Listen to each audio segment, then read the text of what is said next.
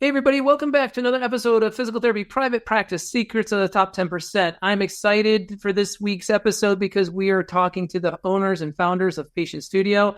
These are the new kids on the block. They are racing up the pole and doing a bang-up job. As you know, the whole industry of EMR and software and scheduling and billing is a competitive one. So in order to actually be noticed and be spoken of, you have to be doing something new, flashy, and different. And you have to be very, very effective. I know a lot of you guys are looking at 2024 or moving into 2025. How can we economize on certain things? How can we create greater levels of profitability and viability for our practice? You have to look at every aspect of how you're running your practice. Costs and efficiency and productivity. Is it a good product? Is it an efficient product? Is it a needed and wanted service that is actually going to help us get where we got to go? Let me tell you, I was just telling these guys before we hit record on the air, people don't care what you do. They care what you can do to help them. What are you able to do to help them? And so these guys really caught my attention. I'll be honest with all of you guys listening. I've been vetting them out for the last several months, and I really think they are worth a conversation, worth a look, and worth some understanding, even more than just worth.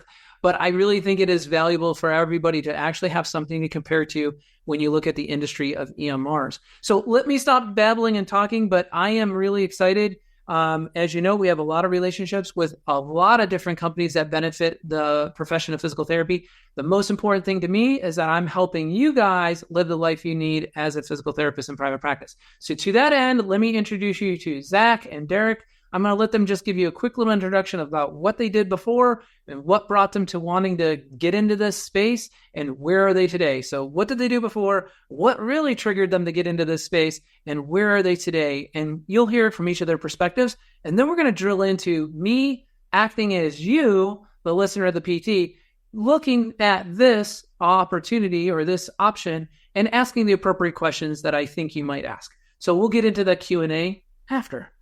So Zach, you're up. Thanks, Brian. Thanks for having us on. Real quickly, Zach Barley here. I am the Director of Sales and Marketing at PatientStudio. That just simply means I help onboard our clients, give them demos, answer questions, really everything they might need to becoming a client at PatientStudio and a partner with us. My background is actually in CRM and ERP software.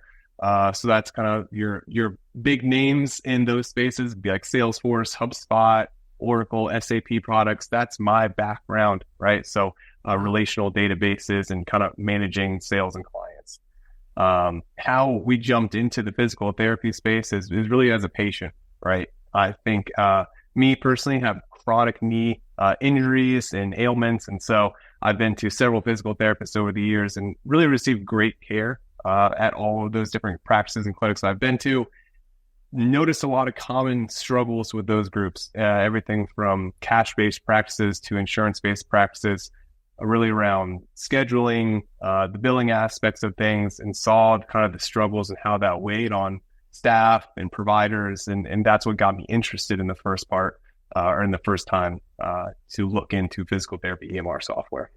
All right, that makes sense. A simple transition. You had that real life experience and you're like, hey, this is right up my wheelhouse. I think I can do something about that. Derek, how about yourself?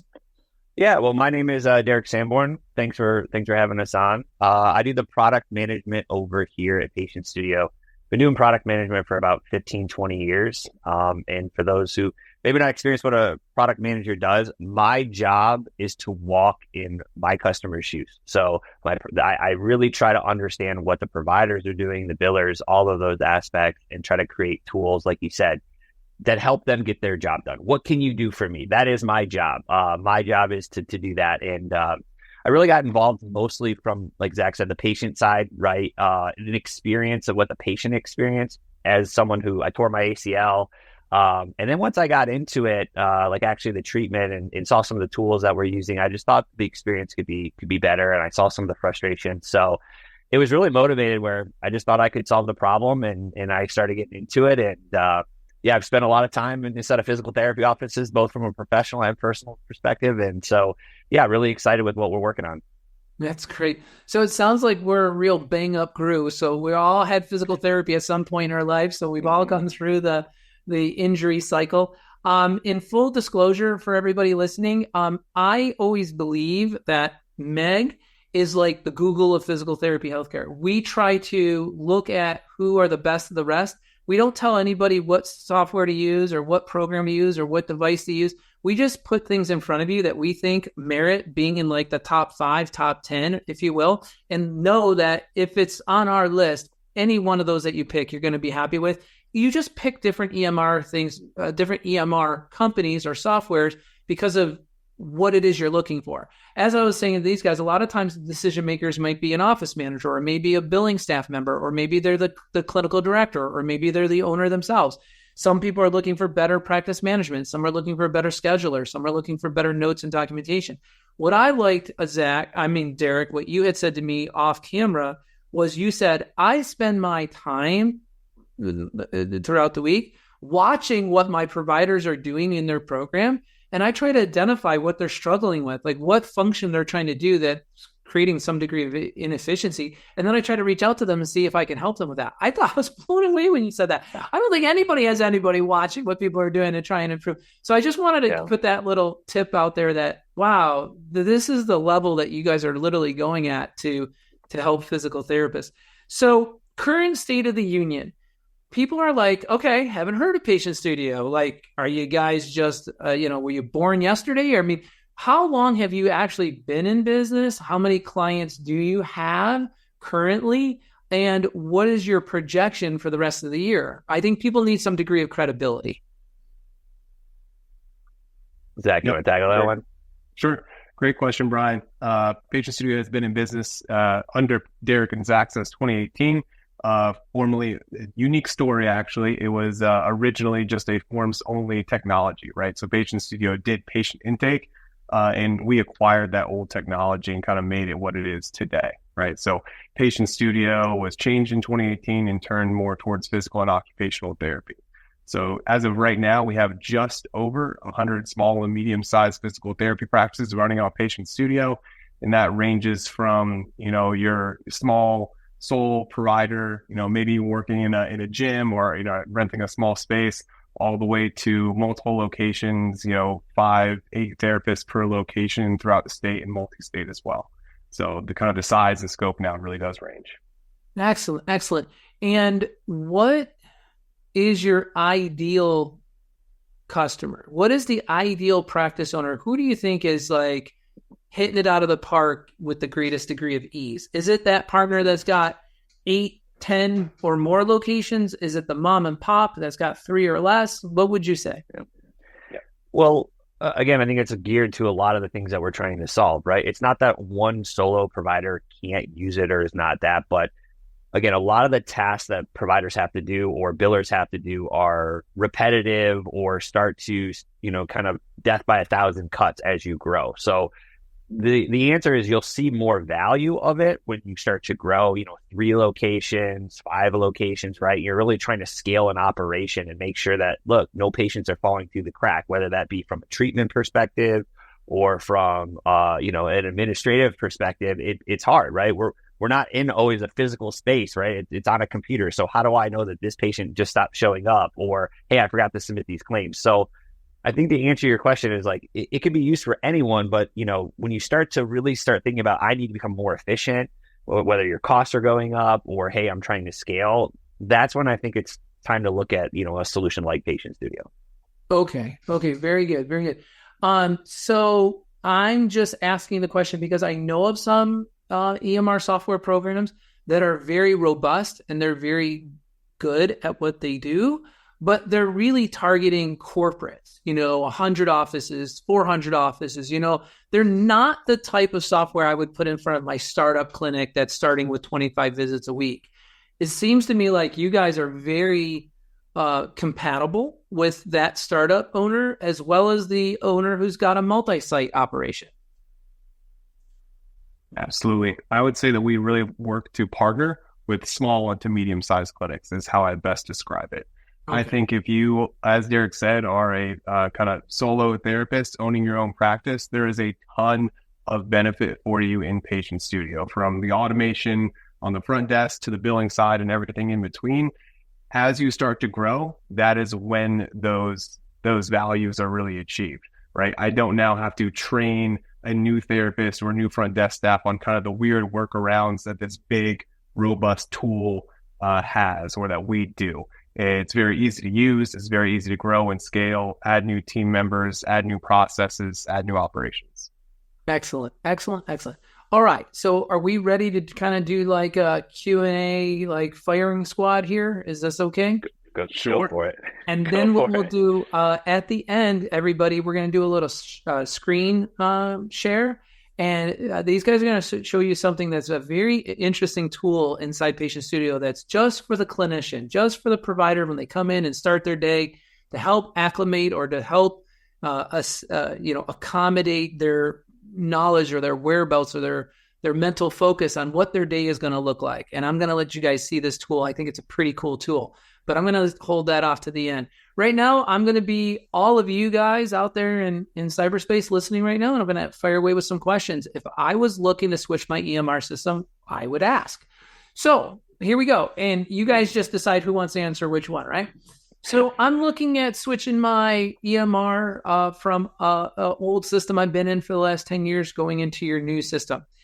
If I were to select PatientStudio, how or what has been your experience in the data migration aspect of it? What should I know? What should I worry about? And full disclosure, Meg has a data migration division.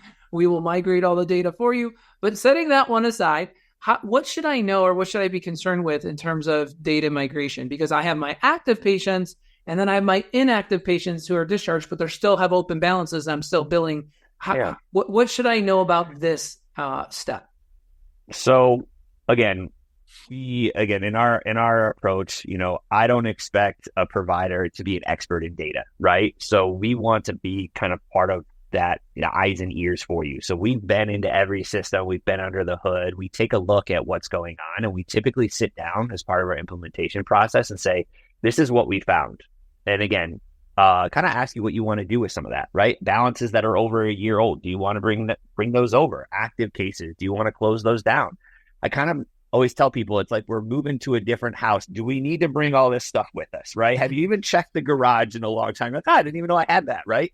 So, kind of our philosophy, it's not just the product, it's also just like the implementation as well. Like, we want to make sure that we're bringing over good, clean information because we want to make information or decisions on that information when it comes over. So it really depends. I won't call out any specifics. I've seen some pretty nasty situations. I've seen some really good situations. So I think it depends. But our goal is to bring over everything of value, medical records, financials, right? We don't want to just bring over the basic demographic information because we also want to use some of that information and try to educate you on like, hey, like this is whether you're improving, going on PatientStudio actually made you more efficient. I have the information to say that's true.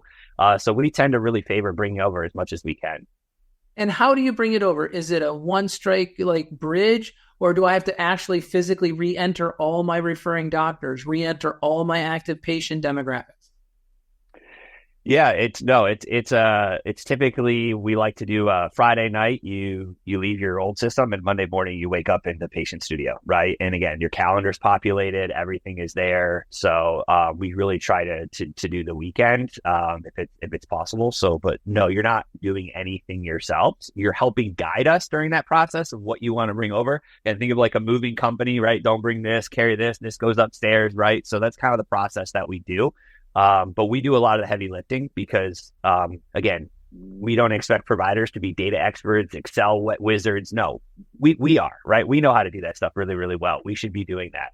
And so we do. So that's kind of our process when we bring that information over. So no data entry, no manual entry, none of that stuff. So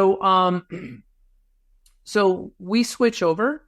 And my office schedules on the 40 minutes and somebody else's office schedules on the 45, somebody else schedules on the half hour, and they keep them 55 to 65 minutes. Is PatientStudio customizable enough to accommodate to any particular schedule I want to run? Yeah, absolutely. PatientStudio can customize all those schedule and appointment times you just mentioned. And actually, to go back to your first point about implementation, we don't just do a data migration. We have configuration sessions with all of our customers. So part of this process is to understand what are your appointment types and times, how you like to run your practice. And then as a very strong first step into Patient Studio, we've set all those things up for you. So you don't also have to worry about how am I going to operate in a new tool and worry about all the ways to set it up. We really get you started off on a really strong first step by doing all that for you.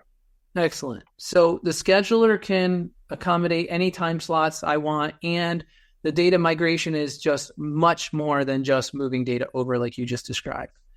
Okay, that's great. If I have a front desk person who's checking somebody in and there's money owed on this account, whether it's a copay, coinsurance, deductible, or outstanding balance from a previous episode of care, is that identifiable from the schedule that this person owes us money? Is there a widget? Is there some sort of indication on the schedule that even if I have to click it to find out what it is, but is it highlighting to me on the schedule that this person owes us money? Yeah, absolutely. Again, I spend a lot of time watching over people's shoulders and watching and trying to understand, well, what are you doing? Well, I got to go figure out how much their money owed. Well, why is it not on this screen? Right. And so again, that goes for a lot of other things, authorizations remaining. Is this the last appointment that's on the calendar? Right. We spent a lot of time to study and understand what these providers or front desk staff are actually having to do on a day-to-day basis. I'm trying to do this while also answering the phone, right? It gets very chaotic. So we designed our screens around that light, right, of what you have to do and what you have to know. So yes, the financials is obviously a very key piece to that, along with some of those other pieces like insurance benefits and authorizations and all the other things that, a front desk staff is responsible for, but is very difficult to do amongst the chaos that is the front desk. That's excellent. That is excellent. So I don't have to go to a separate screen like a financial screen or a patient chart inside the system to know if there's money owed. Absolutely. I'll even take that a step further. Patient Studio saves those credit cards on file. So not only can you see what the patient owes from the calendar, but you can also charge their card on file from the calendar and post that payment without ever leaving the calendar. Oh my gosh. That's awesome. That is awesome. Okay, I really like that one. I really do like that one. Let me ask you the general question most people will ask when they go to a new EMR system. Can I get anywhere within the system in 3 clicks or less? Because to me, that's a benchmark.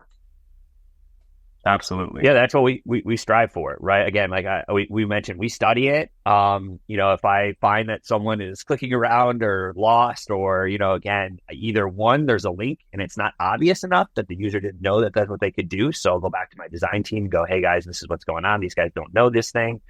Is it a training issue, right? Do we need to have more tool tips, things inside the software?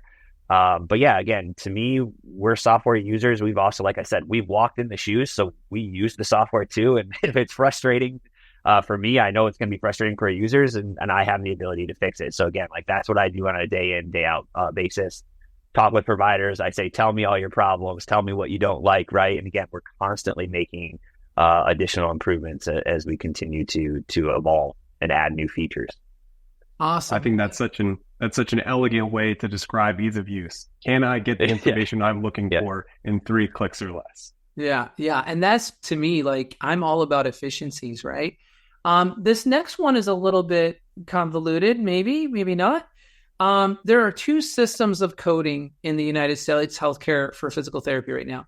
There's the 8 to 23 minute rule for our Medicare patients, and there's the 8-minute rule for our commercial patients.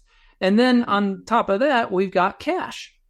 So is your system able to help guide, direct, advise the therapist to let them know that, hey, this patient falls under the 8-minute rule and we will accept, this number of units of care in this session. This one's falls under the 8 to 23-minute rule. We're going to guide you to make sure that we're not in violation of the correlation of time to units. And, this is a cash-only service. It's going to fall into its own category. So if I do practice management, I can run a report to see what kind of cash services I've been doing. And it doesn't commingle with the over-the-counter payments of insurance, copays, co-insurance. It's literally going to show me my cash people stand alone, my Medicare, 8 to 23-minute rule compliance is in, my 8-minute rule compliance is in. Is your system intuitive enough to identify those 3 types of of patients and how they're being managed?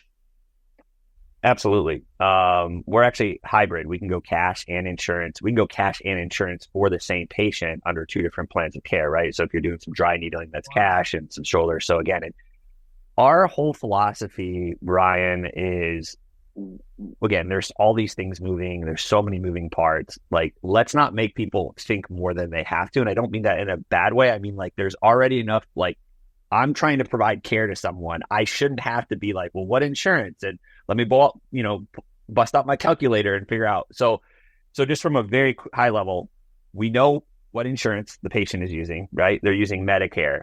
So when we know that when you're putting in your time, we automatically calculate the units for you. Or again, we're going to say suggest the units, right? From maybe a legal standpoint, suggest the units, but you don't have to do that because again, I spend a lot of time with providers. They have a lot of things on their plate.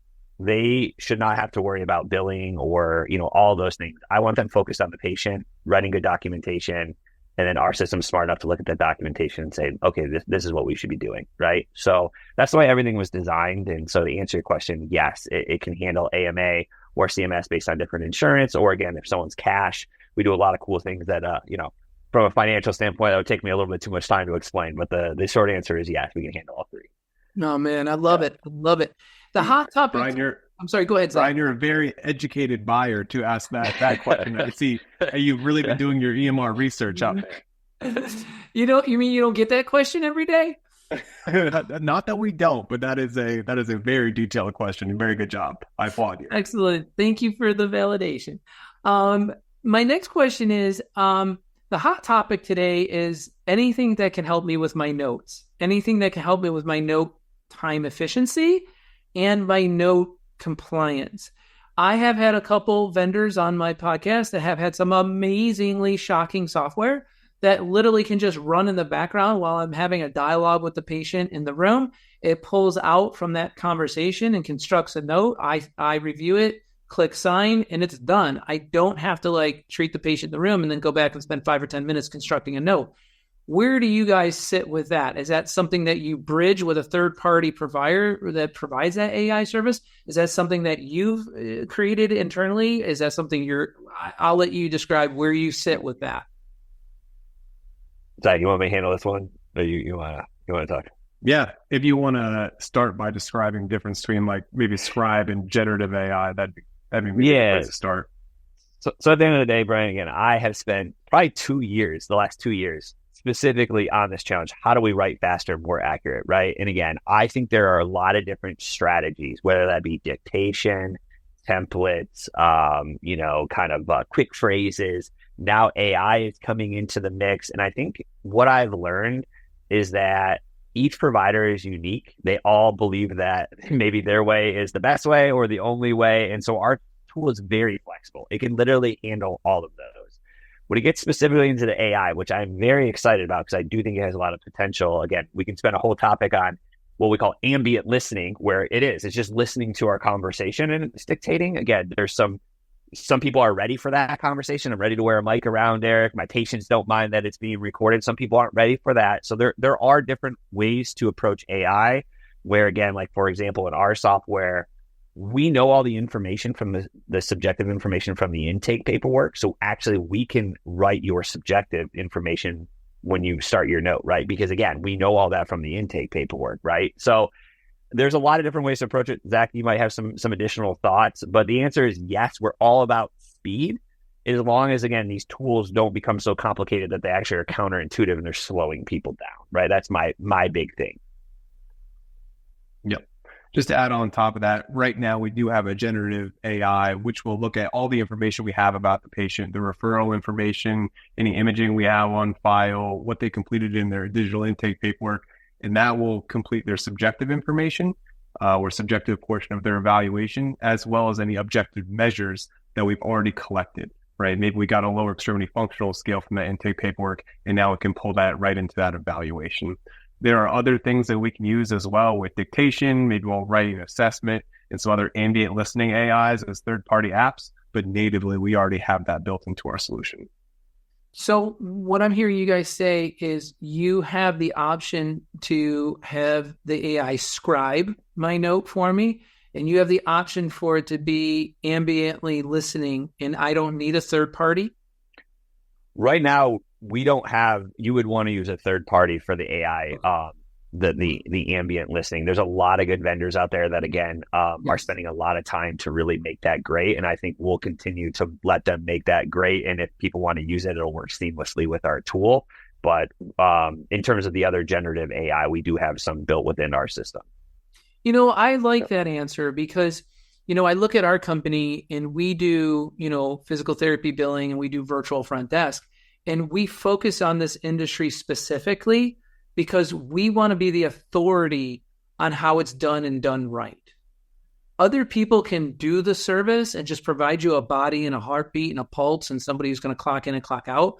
But I think it has to go deeper than that. And sometimes letting somebody specialize in that and bringing that component in as a complement to what you've built does make it work better, does make it more efficient because they specialized in that. That's how I feel about when we work with all these different, my team of billers, I think benefit from the fact that they've been in multiple softwares. So they see the worst and they see how things run. And so they've learned from that rather than if they only had their nose in one software all the time, they only know what they see, right? So I really applaud that decision on your behalf. You stay in your focused lane and you partner with the people that can bring great value to you in the most efficient, robust way. That makes total sense to me. I really do see that. It's more, again, just along the same lines. We spend so much time focusing on the problems our customers are trying to solve, right? Mm-hmm. And again, there is someone out there literally trying to figure out what's the best way to do ambient listening. That's all their attention is. So there's no way that we're going to create a better tool than that, right? But I don't have to, because back to your original thought, nobody cares what we do. They just want to know what can be done for them, right? And that's what our philosophy is. So if someone else can do it really well, we're a new age technology. We have full, a nice, public API that people can tap into. It can be seamless as far as the customer is concerned, but we are using a third party. At the end of the day, as long as it's easy to use, I'm all about it. So I will work with any other vendor who wants to create a great product. I do not care. I do not have an ego. I want the result for the customer. That means it's easy to use and it gets the result they want. If you can't do that for me, I'm not necessarily interested.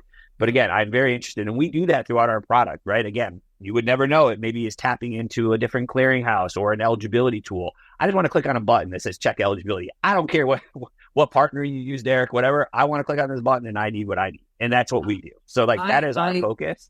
So I could not agree more. I feel like it's such a tall tale when you see certain people that just try to everything's in-house, everything's with us, nothing goes with anybody else. I'm like, really? I mean, you're not going to be the neurosurgeon and the diabetic, neuropathy surgeon at the same. You're just not going to have that together, right? So that's really, really great. My last and final question, and then I'd love to show that screen and let you share with people this specialized little thing you do, because I think that's pretty cool. When it comes to clearinghouse, how do you guys handle that? Is that embedded inside or could I pick which clearinghouse I prefer?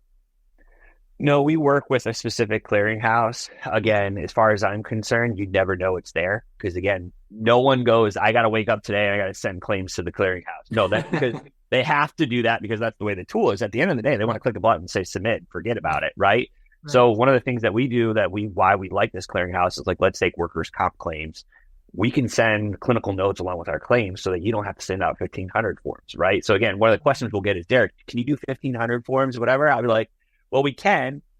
Again, that's not really what you're trying to do. What you're really trying to do is send a claim, right? And so again, we focus on what the core job is. As technology evolves and some of these other vendors in the space continue to get up to speed, we can continue to leverage some of those. And so we feel like we found some pretty, progressive partners who are also as excited as we are to kind of change things in their little realm of clearinghouse, right, world. And so, that's kind of how we tackle looking for providers is are they really out to solve some of the problems that we're trying to solve? And I'm really happy with the clearinghouse that we use. And again, I'm more than happy to say who it is. I don't know if I'm allowed to or how that works, but no, I think that's excellent. For those of you listening, one of the greatest decisions I think you need to make when working with another group or provider is work with people that you know, like, and trust, right? Work with people that you know, like, and trust, and that really share your core values and purpose. And you can see the genuineness with these guys. Anyone who's ever been on my podcast is somebody who's really passed that bar of the litmus test for us. And I like to think of us as the Google of healthcare for physical therapy. And I'm introducing you to PatientStudio and the founders here because I really do like their mission. I like their message. I like their purpose. And I think you will as well. And to, Derek's point, people don't really care what you do. They care what you can do to help them, care about what you're going to do to help them. And I think these guys keep that in the front of their mind with everything they do. So well done to you guys. Hats off to you guys. Let's go ahead and share that screen for those who are able to watch this on YouTube. And I'll try to talk you through what we're seeing, guys. So he's got a screen up that's called Today's Schedule, and it shows the date and it shows the patients coming in. And it's got a little synopsis with some drop-down menus under each one of the patients. And so, Derek, why would I pull this up? What function does this serve for me as a therapist? So again, this is not something we had out of the box, right? This is something that working with providers over a long period of time. And again, I think a lot of people are using the calendar because that's all they have. But at the end of the day, again, people who are, this depends on your role, but people who are just providers, I just come in and I treat patients. I'm not responsible for scheduling. They want to know, well, who am I seeing today and what am I really doing so I can get prepared for that day? How many evaluations do I have? How many progress notes do I have?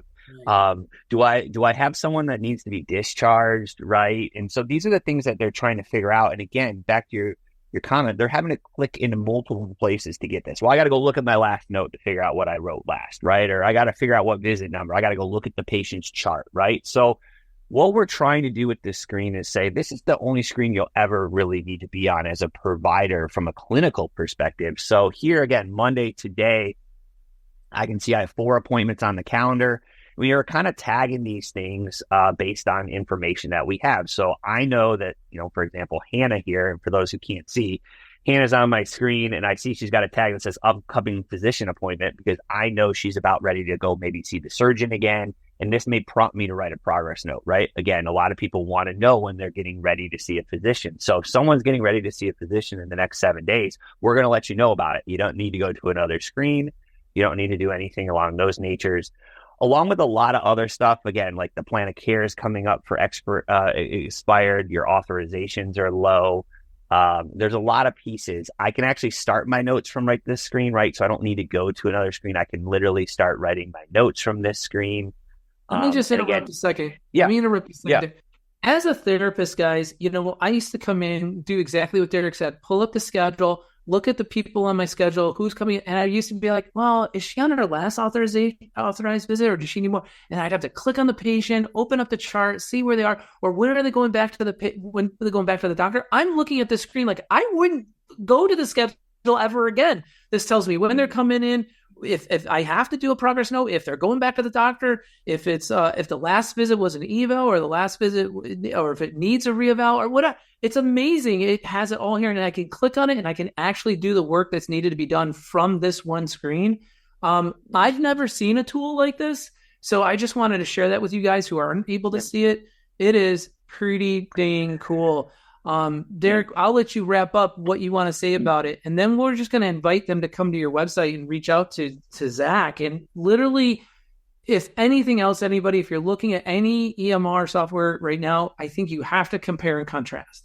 But Derek, what do you want to say wrapping up to this? I didn't want to cut you off. Again, I think if you're not watching, if you're not able to see it, go take a look. Again, we work. Again, all the stuff that we produce is based on feedback and jobs that, again, a provider has to be done, right? So again, you can see here, it's a knee injury. It's on their 6th visit in their 4th week. This was all relevant clinical information in order for them to get their job done. So again, I'm not going to go into the specifics of it because I can talk forever because I'm very passionate. I'm very excited that we're kind of putting this stuff together, but really appreciate the time and you letting me show this screen. It's one of many. Again, just what you said, Ryan, this is how we approach all of our problems, whether it be administration, billing. And so, there's a lot of things that I think we do really nuanced detail. It matters, right? When you get down to it. So this is just one of many, but giving a provider Again, the other one I think is really cool is, a lot of people say, well, how do I communicate between the provider and the front desk staff? If you put the note into the appointment, the front desk staff here, I can see my check-in note. So again, if somebody has something specific that they want me to know, again, communication is happening as well on this screen internally as well. Communication. So just it's a little thing, right? But these are the things that you pick up on when you're in the clinic, you're talking to people.